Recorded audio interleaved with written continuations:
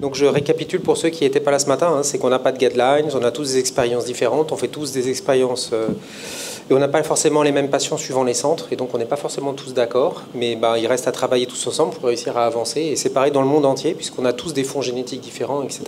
Donc il y a sûrement des choses où dans les AL et les TTR séniles on va trouver des accords, mais pour les mutations c'est plus complexe.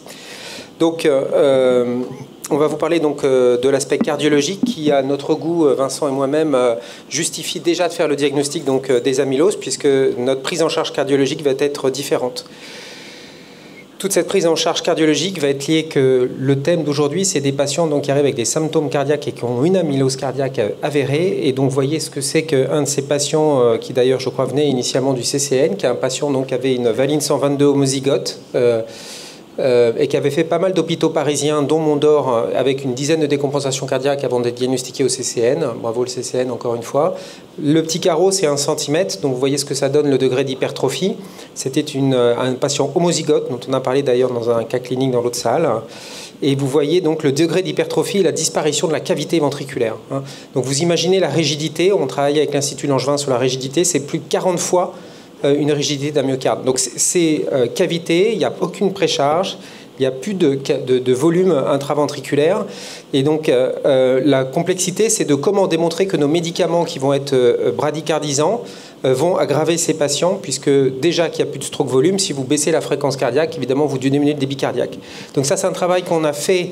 C'est difficile de faire un essai thérapeutique. On va mettre des bêta-bloquants randomisés à des amyloses. Alors vous savez que c'est néfaste. Donc on a fait, avec l'école polytechnique, une acquisition en fait, de scanners d'IRM, d'échographie avec mesure du strain et des courbes de pression, gauche et droite chez des patients qui le justifiaient. Et ils nous ont modélisé en fait in silico, en 3 dimensions, donc dans un modèle mathématique, la fonction myocardique. C'est assez incroyable, mais quand on voit le cœur qui bouge et que c'est le cœur de votre patient qui bouge sur un système informatique, c'est assez incroyable. Et ils sont capables sur ce système, validé par de nombreuses études précédentes, à changer en fait la conduction, à changer l'espace PR, à changer la rigidité, à changer la volémie, à voir l'effet des médicaments, etc., etc. Donc c'est un papier très complexe fait par des gens de l'INRIA attachés à Polytechnique. Alors le truc, ça part... on ne peut pas faire plus simple, on est cardiologue. Donc voilà, j'ai réussi à extraire une courbe, celle de gauche, quelques images à droite. Et en fait, ce que vous voyez, c'est simplement la variation de fréquence cardiaque et la diminution des débits chez un patient. On continue à acquérir des patients. Et vous voyez donc que le débit cardiaque, dès que le patient baisse sa fréquence cardiaque, le débit cardiaque baisse immédiatement, c'est linéaire. Donc ça, c'est une nouvelle étape dans la compréhension des cardiomyopathies. Vous savez que dans l'insuffisance cardiaque, on disait notamment quand il y avait une dysfonction diastolique, il faut ralentir. Dans l'insuffisance cardiaque à FEVG préservée, il faut ralentir. Donc on n'a pas de validation des bêta-bloquants, mais FREF, on fait pareil qu'FPEF, on met des bêta-bloquants. Et puis on a été même jusqu'au point de dire on va utiliser l'ivabradine dans les FPEF et on va donner l'ivabradine pour ralentir les patients. Voilà. On sait le résultat malheureusement de cette étude EDIFY qui est négatif. Probablement qu'il y a des amyloses qui se sont encore glissées dedans. Mais vous voyez donc comment on peut gérer ces patients. Donc l'infiltration, on a vu, elle est vraiment partout. Et donc dans le management cardiaque, il va falloir intégrer si c'est le myocarde, si c'est les valves, si c'est les tissus électriques qui sont infiltrés.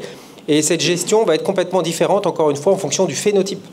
Donc quand on va avoir un patient qui va avoir une grande infiltration interstitielle, son problème majeur, ça va être de l'insuffisance cardiaque. Et donc il va falloir adapter notre gestion de l'insuffisance cardiaque à ces patients. Si c'est un patient qui va plutôt avoir une atteinte neurologique, on vous montrera des cas dans les ateliers où une valve 30, ça va être plutôt le problème nerveux, conductif qui va arriver. Et dans ces problèmes nerveux, on va voir qu'en fait, il y a 2 choses. Il y a la bradycardie, mais il y a l'insuffisance chronotrope, et puis il y a les troubles conductifs. Et donc, il va falloir s'adapter à chaque chose.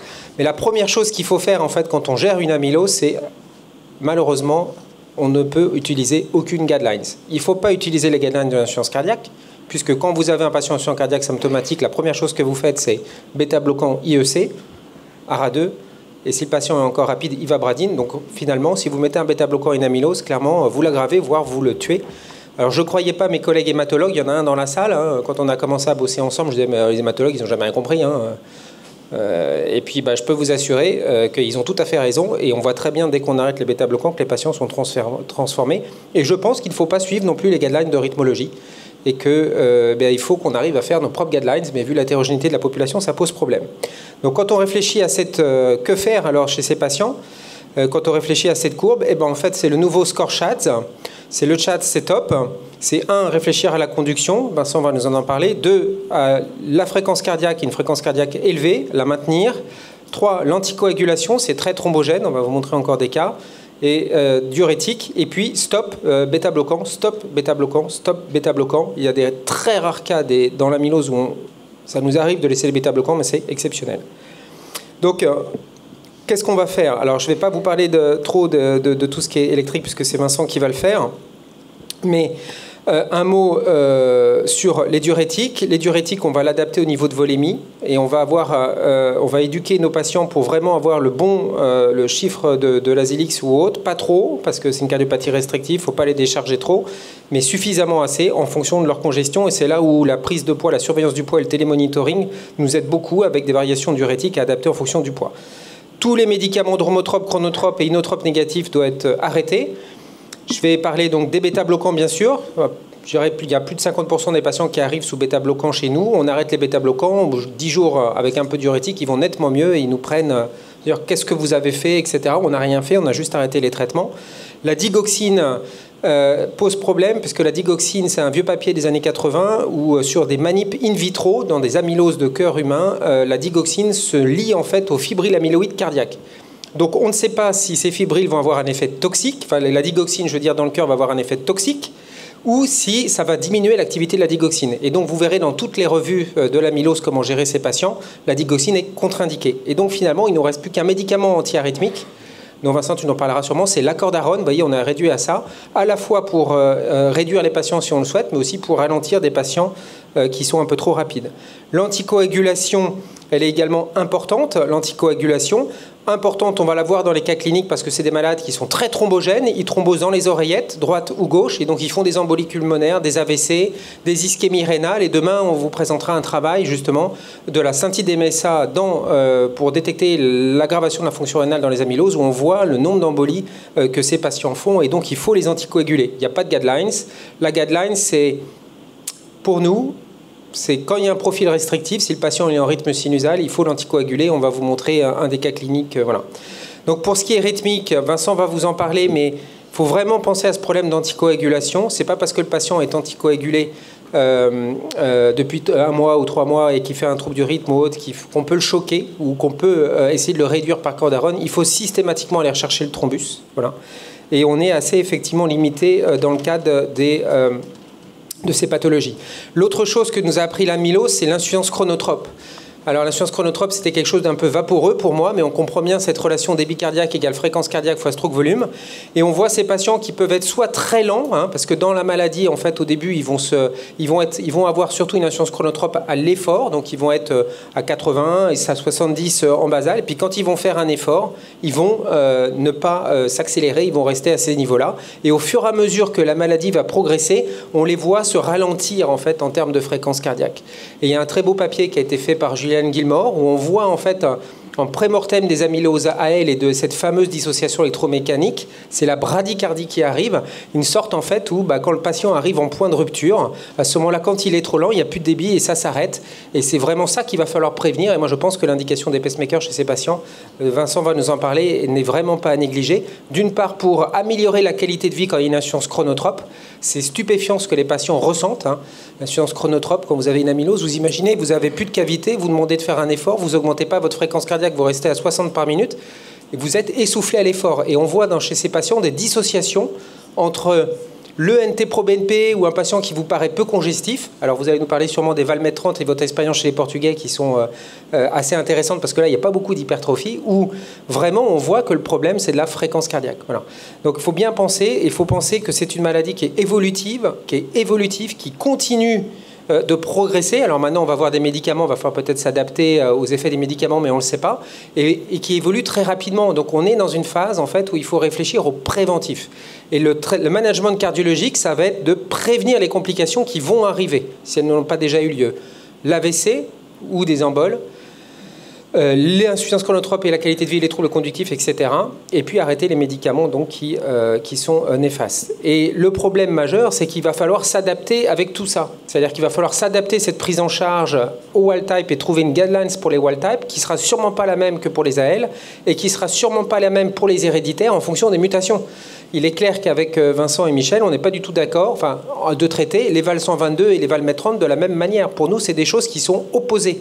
Et l'histoire du malade est opposée. Et donc, quand on aura les 120 mutations et compris un petit peu ce que font les gens, il faudra qu'on ait une médecine personnalisée pour chaque mutation. Donc, vous voyez qu'on n'a pas fini de discuter et de se retrouver ici. La deuxième chose dans le management qui est important, au de ce management cardiologique, ça va être de prendre le patient en charge dans sa globalité. Donc on a un travail qui est fait avec l'équipe de Mondor et Mounira Karoubi et Mélanie Bézard et Nawel de pouvoir mesurer la qualité de vie de ces patients sur toutes les atteintes qu'ils ont en fait. Et on voit que souvent finalement, c'est pas forcément l'atteinte cardiaque qui les gêne le plus, ça va être l'atteinte digestive. On a des diarrhées très invalidantes où les patients en fait, dès qu'ils mangent quelque chose, ils vont aux toilettes, ils n'ont plus de vie, c'est la catastrophe. Et donc cette prise en charge, elle doit être capitale. Il faut aller rechercher ces atteintes. Donc ça sera sûrement peut-être une discussion à un autre masterclass quand vous aurez peut-être vu ces patients qui vous posent problème dans votre quotidien. Et il faut réussir à faire ce qu'on a fait ou essayer de développer des programmes d'éducation thérapeutique. On a fait 23 ateliers à l'hôpital Henri Mondor pour pouvoir justement traiter toutes ces atteintes nutritives qui sont capitales, notamment dans les amyloses AL, mais aussi qui vont toucher les douleurs dans les neuropathies, etc. Et le NERF a également développé un atelier sur la neuropathie. Voilà. Et il y a d'autres choses à faire qui pourront bien sûr pas être faites par les médicaments.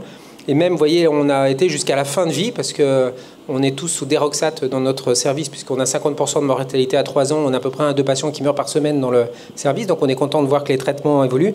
Et vous aviez vu au GIC la fée Clochette, et on l'a récupérée. Maintenant, elle bosse chez nous. Et on fait le soin dans la joie grâce à elle et on en a bien besoin. Voilà. Donc vous voyez, c'est une globalité. Mais vous voyez, déjà, rien que maintenant, sur la prise en charge cardiologique, il faut faire le diagnostic. Il faut faire le diagnostic. Voilà, on faisait des duos, qui comme ça fait 2 topos en un, et puis on est toujours en retard en fait. Donc là, j'ai... Merci Thibaut. Donc là, j'ai 5 minutes, 10 minutes. Ouais. Le moins possible. D'accord. Eh bien, bonjour à tous. Avez-vous des questions? Alors, donc moi, je vais vous parler de la prise en charge rythmologique de ces patients. Donc, je m'appelle Vincent Galando, donc je travaille dans le NERF, qui est le centre de référence sur les neuropathies familiales amyloïdes. Et donc, alors déjà, la question, c'est est-ce qu'il y a un sujet, amylose et troubles du rythme, est-ce que ça vaut le coup d'en parler? Et puis après, on va discuter des spécificités, parce que ça va être un petit peu difficile en 10 minutes de faire un survol complet de la question, donc de quelques questions spécifiques, l'arythmie atriale, la place du traitement anticoagulant, la place de l'ablation, les troubles conductifs et les indications de pacemaker, et puis les indications de défibrillateur automatique. Et puis quelques limites, quelques pièges dont Thibaut vous a déjà un petit peu parlé. Alors, est-ce qu'il y a un sujet? Quand on reprend le bon vieux triangle de Koumel, on se rend compte que l'amylose coche un petit peu toutes les cases. Donc il y a un substrat avec une infiltration myocardique diffuse qui est diffuse mais qui implique aussi les voies électriques de conduction, le système de His-Purkinje, et donc il y a clairement un substrat pour arythmogène potentiel.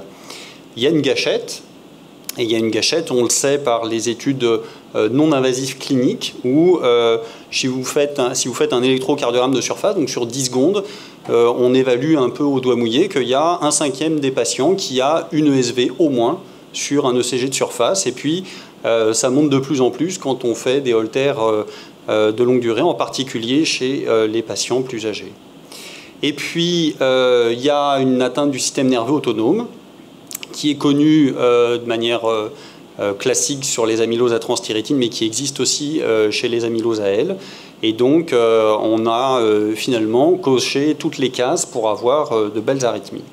Alors, ces arythmies, quelles sont-elles et quelles sont les spécificités de prise en charge? Alors, comme on a déjà parlé un petit peu, je vais aller assez vite, mais concernant les arythmies atriales, très clairement, amylose et arythmie atriale, il y a un sujet.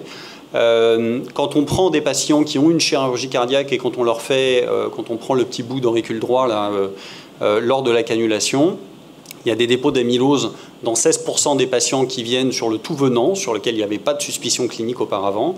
Et sur des séries autopsiques, quand on prend des petites bandes de veines pulmonaires, on se rend compte que dans plus de 58% des cas, les patients, quand ils décèdent, ils ont des dépôts d'amylose à l'ostia des veines pulmonaires. Ces dépôts, ils ont été corrélés avec la durée de l'OMP et avec le fait que les patients étaient en fibrillation atriale au moment de leur décès. Donc très clairement, il y a quelque chose sur l'arythmie atriale. Alors, cette arythmie atriale, il faut l'anticoaguler. Alors, cette anticoagulation, elle doit être large parce qu'effectivement, il y a un peu l'équivalent d'une dissociation électromécanique atriale. Et donc, ça, c'est le papier de Feng dans Circulation en 2009 qui montre très clairement que chez les patients qui n'ont plus d'ONDA, a fortiori qui sont en fibrillation atriale, il y a des taux de thrombus intracardiaques quand on les recherche systématiquement qui sont très élevés, en particulier chez les amyloses AL, où il y a plus d'un tiers des patients qui se retrouvent avec des ETO, avec des thrombus intracardiaques. Et donc il faut anticoaguler les gens. Le seul petit bémol, c'est qu'il faut penser au caractère systémique de cette amylose. Et nous, dans nos décès sur notre cohorte d'amylose à transthyrétine, on a plus de patients qui décèdent d'AVC hémorragique que d'AVC ischémique. Donc l'amylose cérébrale centrale, il faut qu'elle soit recherchée avant que vous mettiez vos patients sous anticoagulants au long cours, parce que sinon vous pouvez avoir un retour de flamme un petit peu désagréable. Et donc on est amené parfois à discuter des occlusions de l'auricule chez ces patients qui ont à la fois une indication claire et une contre-indication aux anticoagulants. Concernant la prise en charge antiarythmique, dans la mesure du possible, il est évident qu'il faut essayer de les laisser en rythme sinusal, parce que le peu d'ondas qu'ils ont, il faut essayer de leur laisser. Il y a eu un papier de 2016 sur la possibilité de l'ablation chez ces patients. Vous voyez, c'est des petites cohortes, 13 patients. Et ce qui est globalement montré, c'est qu'ils ont une amélioration fonctionnelle après leur retour en rythme sinusal. Donc ça ressemble un petit peu à ce qu'on a sur Castle, etc. Donc c'est des gens qui manifestement bénéficient au moins sur le plan clinique du retour et du maintien en rythme sinusal. Alors maintenant, concernant les troubles conductifs, c'est vraiment les premiers troubles rythmiques qui ont été rapportés dans l'amylose. On voit ça on voit des papiers depuis les années 70-80 chez les atteintes avancées, où on ne sait pas trop de quoi meurent les patients, peut-être de dissociation, peut-être de bloc, etc. À partir des années 90, sur les transplantations, on voit qu'il y a des bradycardies péropératoires qui sont reportées avec des gens qui commencent à mettre des systèmes de sonde d'entraînement au cours de la transplantation. Et puis, on commence à avoir sur l'amylose à transthyrétine de plus en plus, sur des cohortes très spécifiques tout d'abord, et puis sur des cohortes plus grandes, des taux de pacemaker qui sont à peu près autour d'un tiers des patients. Alors, concernant la série qu'on avait publiée maintenant il y a un petit moment, on avait repris 260 patients qu'on avait implantés sur une base préventive, sur une base d'exploration électrophysiologique, et à un suivi moyen de 45 mois, à peu près 4 ans, on avait 25% de patients qui étaient devenus complètement dépendants. Quand je dis dépendants, c'est ça, c'est-à-dire qu'en VVI 30, il ne se passe plus rien, c'est-à-dire plus de pacemaker, plus de cœur. Et puis vous voyez ici le déclenchement du BAV avec d'un seul coup le taux de VPACE qui monte. Alors est-ce que c'est cette attitude d'implantation prophylactique sur une exploration électrophysiologique, est-ce qu'elle est partagée? Elle n'est absolument pas partagée. On a des attitudes qui sont extrêmement hétérogènes au niveau européen. Les Suédois font des holters. Les anglo-saxons mettent un peu de pacemaker prophylactique, ils ne le disent pas forcément, et pour le reste, ils font du suivi un peu standard. Les Portugais mettent des pacemakers prophylactiques, mais ils ne le disent pas et ils ne le publient pas, et ça dépend des centres. Et puis vous avez les Espagnols qui ne mettent pas de pacemaker prophylactique et qui disent ces patients-là, en fait, quand ils font le BAV, généralement, on arrive à les rattraper, on arrive à les implanter. Donc, vous voyez qu'il y a encore de la place pour la discussion et il n'y a actuellement pas de recommandation claire, ni européenne, ni américaine. Concernant le défibrillateur, il y a des choses qui sont un petit peu plus claires sur l'amylose AL, un petit peu moins claires sur l'amylose à transthyrétine. Vous retrouvez ici le design caractéristique des courbes de survie de la Mayo Clinic. C'est une des études les plus positives qu'on a sur l'amylose AL et le défibrillateur. Il y avait 30% de thérapie appropriée chez des patients qui avaient une amylose AL cardiaque. Le problème, c'est que quand on regarde les courbes de survie des patients qui portent les défibrillateurs par rapport à un groupe contrôle, les courbes de survie, elles sont strictement superposées. Alors, bien sûr, le traitement de l'amylose AL a évolué et évolue depuis que les patients qui ont été inclus dans cette étude ont été étudiés. il y avait un grand facteur prédictif qu'on retrouve un peu partout, c'est le dosage de la troponine. Et donc, a été revu il n'y a pas très longtemps dans le British Journal of Hematology les différentes séries en cours publiées sur le défibrillateur. Et voilà un petit peu l'algorithme qui est proposé. C'est-à-dire que on essaye d'éviter les patients qui sont vraiment trop graves, c'est-à-dire les patients qui sont quasiment déjà d'emblée en choc cardiogénique, manifestement, c'est probablement pas une bonne idée. Et puis, chez les patients qui ont une amylose AL caractérisée, on se base sur des composantes un peu plus rythmologiques, c'est-à-dire syncope inexpliquée, présence de TVNS, et à ce moment-là, on peut discuter l'implantation d'un défibrillateur. Pour les amyloses à transthyrétine, je crois qu'à l'heure actuelle, la série qu'on avait publiée avec David Amondor est la plus importante. On a rapporté 35 patients avec une amylose à transthyrétine, et on avait 27% de thérapies appropriées avec voyez, des thérapies qui surviennent essentiellement dans la première année, assez vite dans le follow-up, et on n'avait absolument pas par contre de critères prédictifs de thérapie chez ces patients. Actuellement, l'amylose et le défibrillateur, c'est le seul pour lequel on a une recommandation claire dans l'ESC. Et c'est à peu près ce que la revue dont je vous ai parlé disait, c'est-à-dire en prévention secondaire chez des patients qui ont fait des arythmies ventriculaires avec une espérance de vie raisonnable. Et actuellement, quand on va voir un peu plus loin dans le texte, ils ne disent pas qu'il ne faut pas mettre de défibrillateur prophylactique, mais simplement qu'ils ne peuvent pas se prononcer sur des recommandations sur le sujet. Alors, limite et piège de l'exercice, ceux qui ont déjà eu des amyloses devant eux savent que c'est difficile d'évaluer les symptômes. C'est des patients qui, du fait de leur dysautonomie, peuvent présenter des syncopes pour des raisons qui sont complètement extra-rythmiques. Et la seule guidelines de l'ESC, parce que j'ai refait un petit peu le truc où il parle de troubles du rythme sur les amyloses, et ben c'est les guidelines sur les syncopes, où on parle d'hypotension orthostatique. À chaque fois, puis on a encore vécu ça avec le papier de David, à chaque fois qu'on essaye de soumettre un papier sur la prise en charge préventive des troubles du rythme chez ces patients-là, on nous dit que l'arythmie n'est pas la mort subite et que c'est pas parce qu'ils ont fait déjà un peu de TVNS qu'il faut forcément à tous leur mettre un défibrillateur. Et puis, bien sûr, est mis en avant le caractère reconnu de la mort subite non rythmique avec la dissociation électromécanique qui pour le coup est clairement décrit chez ces patients-là aussi. Voilà, donc c'est un vrai sujet, l'amylose et les troubles du rythme, beaucoup de questions à clarifier. Et puis, il y a tout un pan qui est en train de s'ouvrir avec les nouveaux traitements qui semblent être efficaces.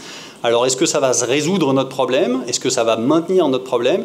Le plus probable, c'est qu'on ait des nouveaux problèmes, avec des évolutions qui sont peut-être plus abattardies, qui seront peut-être un petit peu différentes, et qu'il va falloir qu'on s'adapte à ces nouveaux patients. Je vous remercie. Est-ce qu'il y a des questions? Juste, Thibaut, une première question. On a bien compris le caractère délétère de tous les traitements bradicardisants. Tu nous as dit aussi que les IEC, les ARA2 étaient contre-indiqués. Mais tu ne nous as pas expliqué pourquoi. C'est par rapport à la mauvaise tolérance sur la dysautonomie? Alors, quand les patients sont dysautonomes, comme l'a dit effectivement Vincent, c'est vraiment un problème. Donc, dans les AL ou autres, voilà. Dans les héréditaires, on a quand même des dysautonomies. Dans les wild type, je ne sais pas. Et donc, le problème, c'est qu'on est dans une autre maladie dont le processus physiopathologique est complètement différent de ce qu'on a vu auparavant. Et donc, ces médicaments sont non validés, quoi. Donc, voilà. Tu vois, on est en train de discuter, est-ce que les pacemakers, il faut les mettre ou pas? Je ne sais pas s'il faut mettre des IEC, en fait. Voilà. Donc, je sais qu'il y a des effets secondaires, c'est pas négligeable, et je ne sais pas si ça marche. Et s'il y a un syndrome néphrotique important, par exemple? Ah voilà, donc il y a des cas particuliers où tu peux discuter éventuellement avec nos collègues néphrologues des IEC dans le syndrome néphrotique, ou etc. Mais dans l'amylose, même le syndrome néphrotique sous IEC, ça ne marche pas, en fait. Donc c'est complexe et je n'ai pas la réponse à la question. Alors c'est vrai que quand ils ont déjà l'HTA, la cardiopathie ischémique, etc., tu as envie de les laisser. Et c'est souvent ce qu'on fait. Si c'est bien toléré, on ne va pas forcément les arrêter. Mais les mettre, j'en ai aucune idée. Mais on va voir Paragon. Hein. Si Paragon, avec le LCZ, plante, voilà, c'est qu'ils ont mis des amyloses dedans. Et en cas, tous les essais FPEF avec IEC, ARA2 n'ont pas marché. C'est que dedans, il va y avoir 20-25% d'amylose. Donc je crois que voilà. Après, avec les nouveaux médicaments qui arrivent, peut-être qu'il y aura une marge pour d'autres choses. Hein. Oui. Vous avez dit qu'il n'y a pas du tout de critères pour déterminer si on met un pacemaker ou pas, mais si on a un patient qui est lent ou qui a des troubles conductifs, on ne va pas aller lui mettre un stimulateur? Alors, moi, je dis juste qu'il n'y a pas de critères qui sont consensuels. Moi, après, je peux donner mon avis sur notre pratique à nous. Nous, actuellement, on les explore. Et quand on a, en gros, un HV supérieur à 70, on leur met un pacemaker préventif. Mais je vais en parler un petit peu sur un cas clinique après, où je détaille un peu plus notre prise en charge à nous. Mais de là à dire qu'il y a un consensus, ce serait un... Et si vous les stimulez à quelle fréquence? Tu vois, nous, pour finir, là, voilà, on n'est pas dans, on fait plus d'exploration électrophysiologique. C'est-à-dire qu'avec l'équipe de Nicolas Lelouch et David Hamon, en fait, au début, on avait commencé à faire des explorations électrophysiologiques, ça fait 5 ou 6 ans. Et puis, en fait, une fois que tu l'avais fait, il fallait la refaire l'année d'après, parce que ton patient avait évolué. Et puis après, quand on avait 30 patients par an, ça allait, mais quand tu as 500 patients par an, plus tous ceux qui sont encore en vie, enfin, à un moment, ça rentrait plus dans la case. Et puis, on voyait les patients partir. Donc, depuis 8 ans, on a beaucoup changé dans nos attitudes et on change en permanence. Et on essaye d'évaluer. On a une étude sur nos 500 implantations de PM et DEF qu'on espère pouvoir publier sur les différentes efficacités des choses. Donc, le problème, c'est que c'est une maladie évolutive, quoi. Mais on parle bien de 3 maladies différentes. Donc, il faut pouvoir disséquer et discuter, etc. Mais ça va être extrêmement dépendant des centres et en fonction des patients qu'on a. Et donc, nous, nos patients, ils arrivent dans des insuffisances cardiaques graves, sévères et au bout du chemin. Et on a envie de leur donner un peu plus de chemin avec l'insuffisance chronotrope, etc. Et donc, on va les implanter. Tu vois, quand tu vas mettre, il a un trou de la conduction. Donc, nous, on a plutôt le BAV1. La fréquence cardiaque adaptée à la sévérité du patient et à son type d'amylose. Mais une amylose qui est en sévère, il faut qu'il soit à 80 par minute. S'il a 60, 55 par minute... Je pense qu'il faut que l'échographiste clinicien n'hésite pas à appeler le rythmologue qui contrôle le pacemaker pour lui dire vraiment d'augmenter la fréquence de stimulation et qu'on ne reste pas en VVI à 50 par minute, mais qu'on les monte à 70, 80 si besoin. Qui a déjà fait accélérer des patients dans la salle? Voilà. Quand vous montez 10, 15, 20 battements, qu'est-ce qui se passe? Est-ce que les patients sont mieux? Qui a trouvé des patients mieux? Voilà. Il y a notre hématologue qui... voilà. Quand vous leur mettez on reste sur les patients graves qui arrivent en grande insuffisance cardiaque. Quand vous leur mettez un pacemaker, très bien, vous leur mettez un resynchronisateur? J'étais sûr qu'on aurait toutes ces questions. Non, mais moi je pense qu'il faut leur mettre un resynchronisateur. Mais est-ce que vous leur mettez, vous, un resynchronisateur? Albert, on part à FEVG normal. Non, FEVG, comme ils ont discrètement altéré. Non, mais on ne tient pas compte de la FEVG. Voilà, il faut s'en tenir compte parce que... Voilà. Donc la première question... J'ai 2 questions. Mais on ne suit pas les recours. Mais peut-être que tu peux répondre, Sylvestre, sur la resynchro, parce que...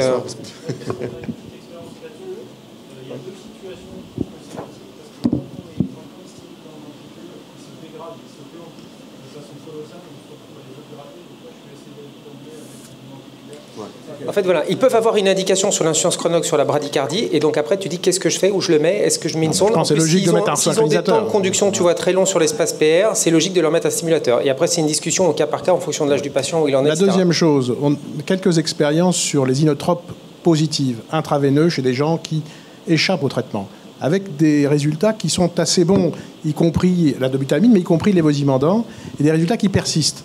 Est-ce que vous avez aussi cette expérience-là ou pas? Alors, Mondor, c'est la cohorte publiée par l'équipe de l'USIC. La médiane de survie sous dobutamine, c'est moins de 5 jours. C'est 3 jours, je crois. C'est ça, Soulef? 3 jours.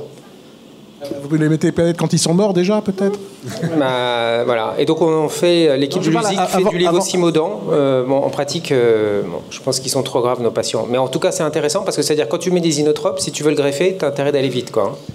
Juste pour rebondir sur cette question, je trouve ça vraiment intéressant, ce concept de chronotrope positif ou d'inotrope positif, parce qu'il y a eu aussi, vous avez dû connaître ça, Albert, dans les années 95-2000, la milrinone perros, qui était aussi un inotrope, chronotrope, batmotrope, dromotrope positif, qui a été arrêté parce que TV mort chez l'insuffisance cardiaque avec un VG comme ça. Mais ils étaient un peu au bout du rouleau aussi, d'ailleurs. Mais c'est un concept qui est intéressant. Alors, juste pour rebondir sur les histoires de resynchronisation, quand on en est au stade où le patient il a besoin d'avoir 10 ou 20 battements supplémentaires par minute pour continuer à vivre, ou quand on en est au stade où il y a une grosse défaillance cardiaque qui arrive quand il est stimulé dans le VD, c'est que généralement, ça ne va pas aller très loin derrière. C'est pour ça qu'il faut faire attention sur les amyloses à elles, par exemple, où les DEF ont été testés. il y a un fort taux de choc. Hein. C'est-à-dire 30% de thérapie, c'est pas rien. Hein. Mais sur la survie, il se fait rien derrière. Donc, est-ce que c'est parce qu'on va leur mettre un resynchronisateur que derrière, tu vois, dans quelle mesure on allonge leur espérance de vie sur le long terme? Ça, pour le coup. Après, on a été surpris, je te dis, c'est des histoires de chasse, mais d'avoir d'authentiques remodelages inverses, enfin des choses très surprenantes qu'on n'aurait pas du tout attendues. Sur des patients des transthyrétines. Et il y a une autre situation aussi, je pense, pour la resynchronisation, c'est la FA. Pour le traitement de la FA rapide, parce qu'on a vu des patients qui étaient en FA rapide qu'on n'arrivait pas à contrôler, pour lesquels finalement, à part la myodarone, il n'y a pas grand-chose. Et un bivet avec une ablate de nœud AV, ça a fait aussi chez nous, on a vu des... À ce titre-là, il y a quand même Rodney Falk, quand il publie sur ses amyloses, qui, quand on lit bien le corps de ses papiers, montre qu'il utilise la digoxine. Et alors, il le fait un peu comme ça, sans le dire, sans trop l'écrire, parce qu'en fait, il y a ce papier qui montre que le truc, il est trappé dans les dépôts d'amylose, mais quelle relevance ça a en clinique, on n'en sait trop rien. Et ça se trouve, quand on est en situation d'extrême péril, parfois, il vaut mieux une ampoule de digoxine que de se retrouver à passer en choc cardiogénique. Une dernière... Damien Non, Vincent. Juste un petit commentaire. Nous, on a pris l'habitude de leur faire un test d'effort quasi systématique. Donc, ça a été beaucoup évoqué, l'instance chronotrope. Alors, on ne sait pas quoi en faire, mais c'est vrai que, de fait, on trouve chez à peu près un tiers des patients une instance chronotrope vraie.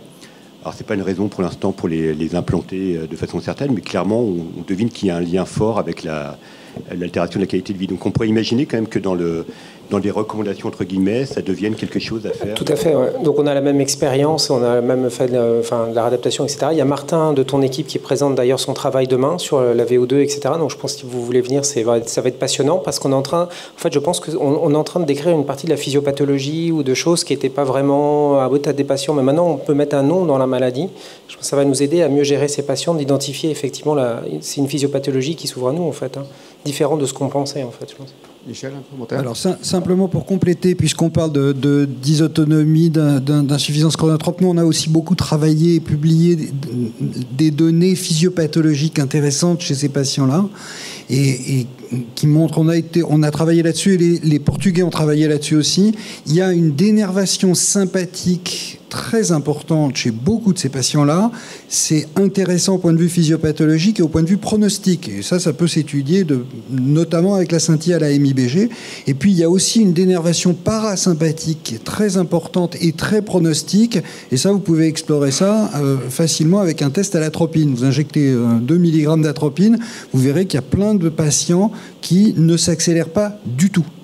Voilà, on a un cut-off de 11 battements par minute, c'est-à-dire que quand on a des patients qui n'arrivent même pas à augmenter de 11 battements par minute, on a un pronostic très très très péjoratif. Et donc ça c'est des éléments aussi qui rentrent en ligne de compte, peut-être aussi sur le pronostic rythmique de ces patients, mais ça c'est moins étudié.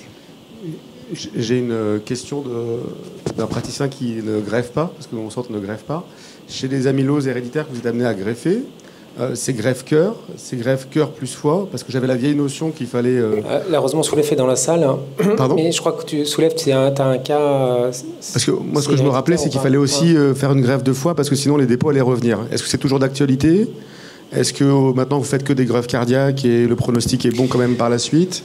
Ouais, quelle est votre attitude Je laisse Soulève répondre, je pense. Dans les recommandations, c'est clairement cœur-foie, normalement, dans les TTR. Après, nous, on a fait 5 bigreffes et 5 transplantations cardiaques pour une TTR, dont 1 en cœur seul. Il y a eu 2 cas où il y avait des anomalies à la PBH parce qu'on avait l'optique de faire un domino. Donc, ces patients avaient une bonne indication de bigreffe. Et finalement, je pense que c'est une bonne indication le temps d'avoir les thérapeutiques des traitements TTR pour ne pas avoir de nouveau de dépôt d'amylose. Les anomalies, c'était des foies en fait cardiaques, cirrhotiques en fait. C'est-à-dire que la restriction est tellement forte que le foie avait évolué sur... Alors on dit que ça n'existe pas la cirrhose cardiaque, hein, mais en fait on a des cas de cirrhose cardiaque avérés. Et donc on les fait en foie généralement. Et comme alors, le problème des amyloses héréditaires qui vont à la greffe, il faut qu'ils soient très jeunes. Hein.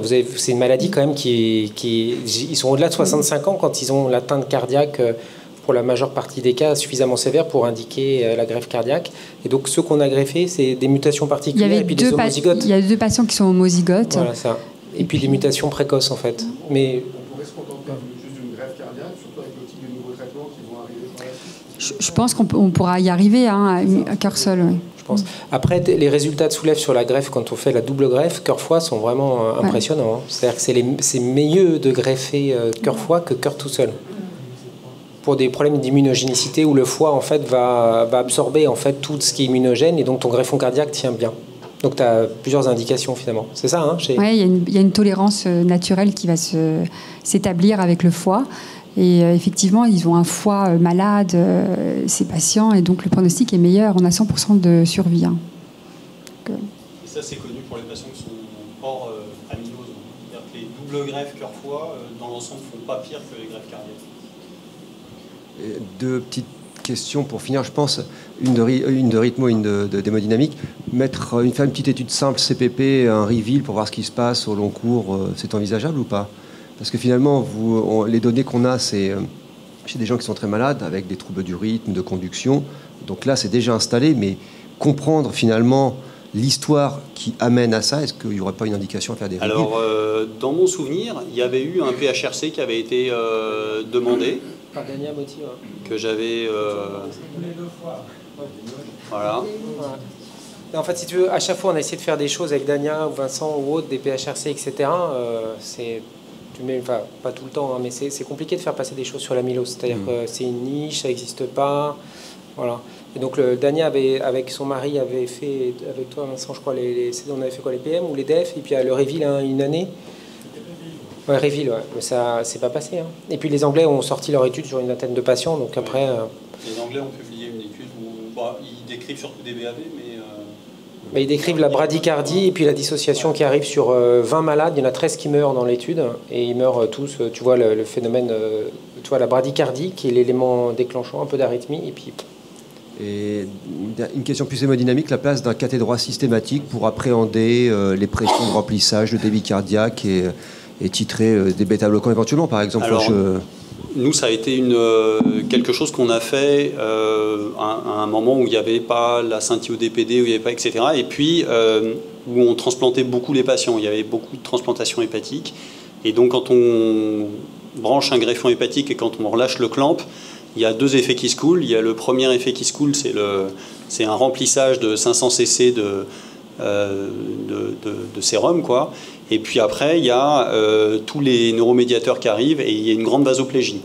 Et donc nous, on faisait des cathés droits, on fait toujours des cathés droits avec test de remplissage et on les fait sur les indications de transplantation, c'est-à-dire les greffeurs, les anesthésistes greffeurs nous demandent de faire un cathé droit justement pour voir où en est le patient et quelles sont les réserves du cœur vis-à-vis d'une surcharge en volume. Et puis, c'est quand on a des profils hémodynamiques qui sont complexes, où on discute des doubles greffes, des choses comme ça. On les fait pas pour titrer les médicaments actuellement.